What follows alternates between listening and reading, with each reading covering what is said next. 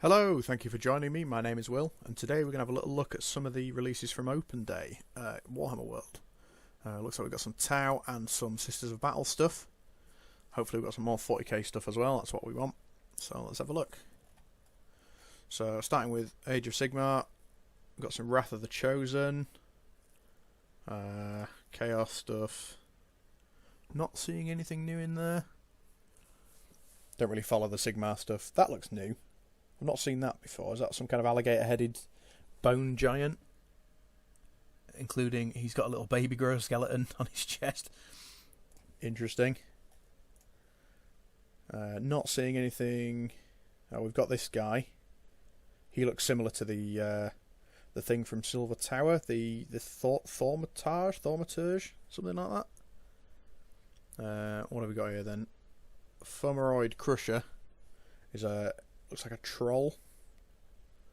Very nice. And then we've got Mindstealer Spheranx and Ogroid Myrmidon. So the Ogroid must be that thing that looks like the Silver Tower.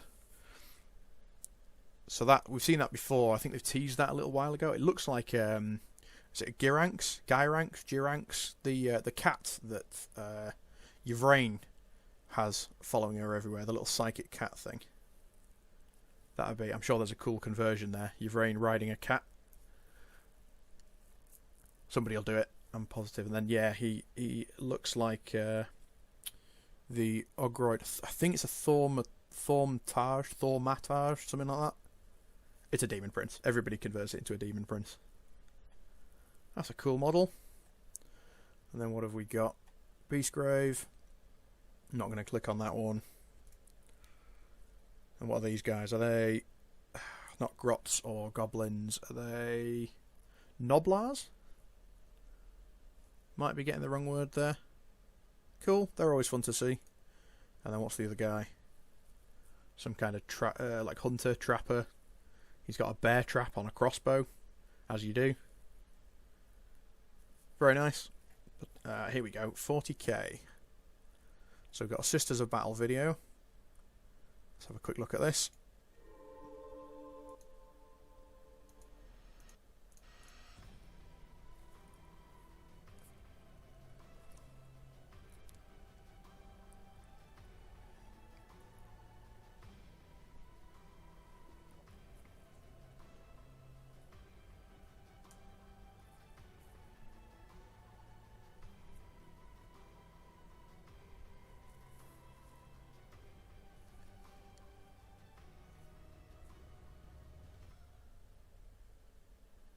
Pre-orders begin 11th of January. Cool. So we saw quite a few bits in there. Retributors. Devastator Squad. Very nice. I do feel that the Sisters lack heavy weapon choices though.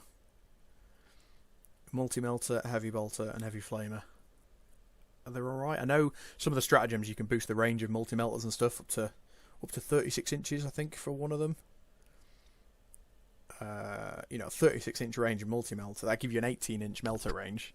That's pretty nice. Very nice sculpts. I prefer the helmetless models on these. I'm not a fan of the Sisters helmets.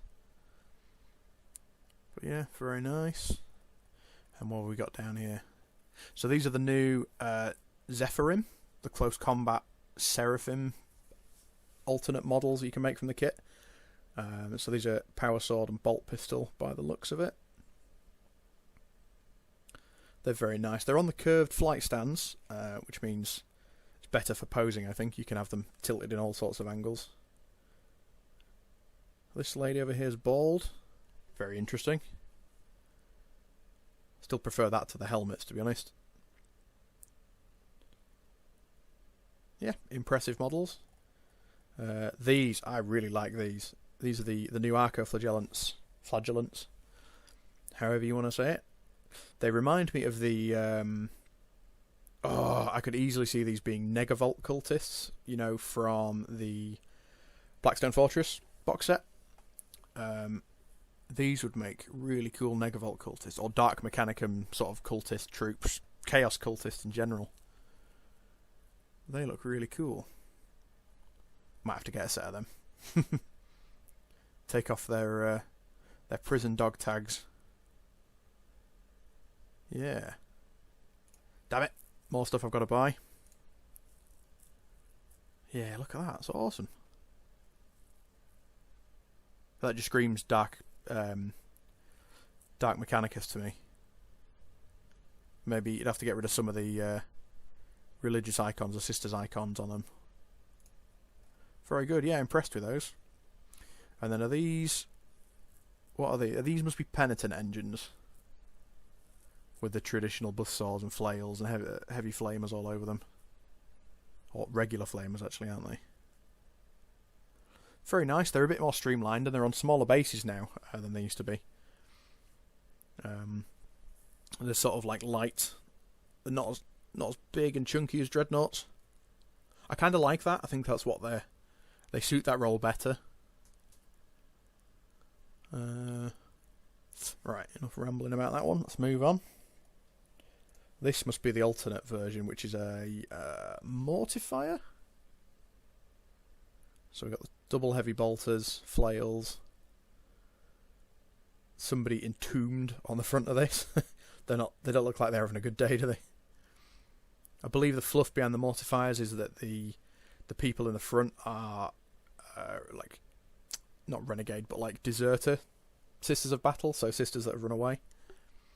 So this is their punishment. They're entombed in mortifiers. Very cool model. And we saw in the video, let's go back up to that. We saw these with, let's just mute that again.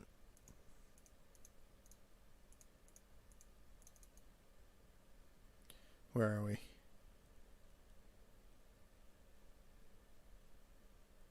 I'm sure we saw an Iron Maiden on the front of one of these. Am I just being blind now? There it is. That's really cool. An Iron Maiden with a death mask on it. Oh, there's some conversion potential here. Imagine a Zone Mortalis corridor with sarcophagus of the dead lined along it. That's what I can see out of that. Lots of conversion potential.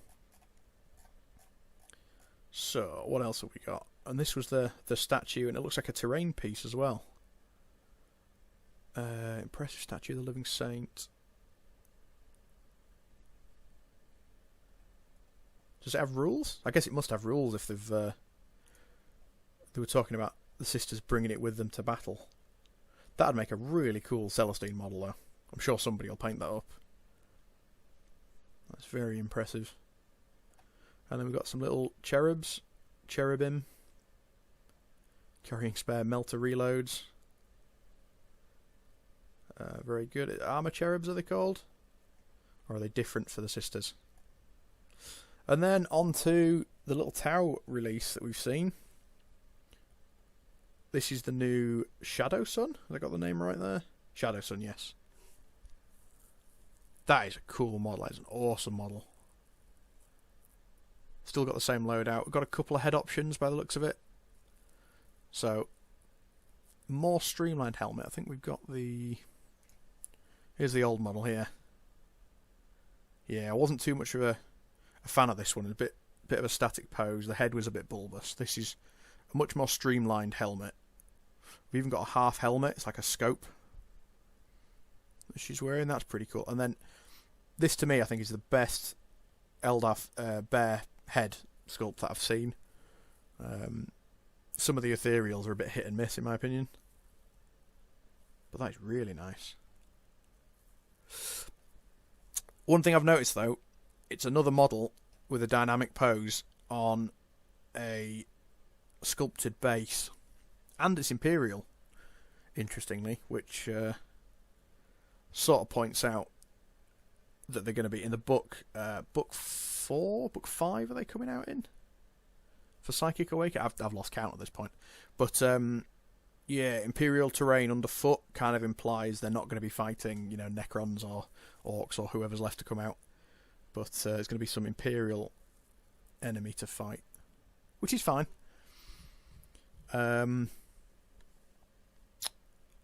I'm not much of a fan of these sculpted bases though. I can't unsee that now. And the reason that bugs me is it goes back to this model, Shrike, that was released a little while back. You know, this sculpted base, this sets him a good... Oh, I've not held this in my hand, but this sets him a good couple of centimetres, I imagine. You know, looking at that, that's half his height again. 50% height increase or something, probably more. You know, that's lifting him up into the line of fire. That's a serious disadvantage, but it raises the argument that I've heard various places that if you don't put him on this base, as you know, clearly he's intended to be, is that then modelling for advantage if he's either standing on the floor or he's on a regular flight stem? Is that modelling for advantage because he's 50% shorter? And to a lesser extent, where is he? To a lesser extent, this seems like the same thing. You know, it's been raised up a centimetre or two, however tall that is.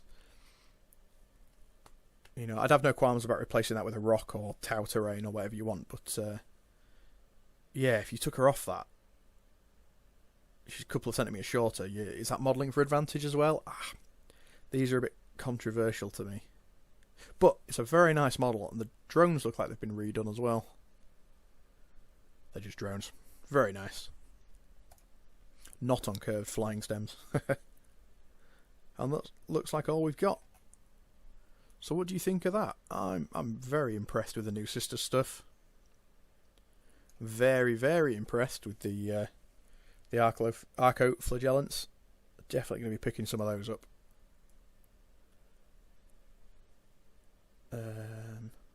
And some fancy stuff as well. Very good. So let me know which was your favourite. Was there stuff you wish that came out today that didn't come out? Stuff that's been teased that hasn't appeared yet? Oh, I'll tell you what, we did see the new tanks, didn't we? So that's a Rhino. It's just a new front plate and some little details. So probably a price increase along with that. And then what else have we got here? So that's the Exorcist. We've seen this before, but it's very cool. I do like the redesign, and I like the fact they've added heavy bolters to all the vehicles as well as a secondary weapon, just to help with that ranged punch a little bit. Because yeah, Retributors only having the three options, I think they're a bit limited. They could have given them missile launchers. That might have been a better move. Give them more flexibility. And what was the other tank? There's the Immolator with the stained glass church windows in front. Very Sisters of Battle. I like it. I like all of it. And there's the pulpit. Did we see anything else? Is that the one from the box? I feel like I've seen that before. The Seraphim. And I think that's all we got this time. Say all we've got. That is loads. And that must be the Triumph of St. Catherine. Very impressed. So yeah, let me know. Will you guys be picking any of that up when it comes out? Next week that goes up for pre-order, I think they said. Alright. Thank you for watching, and until next time, bye bye.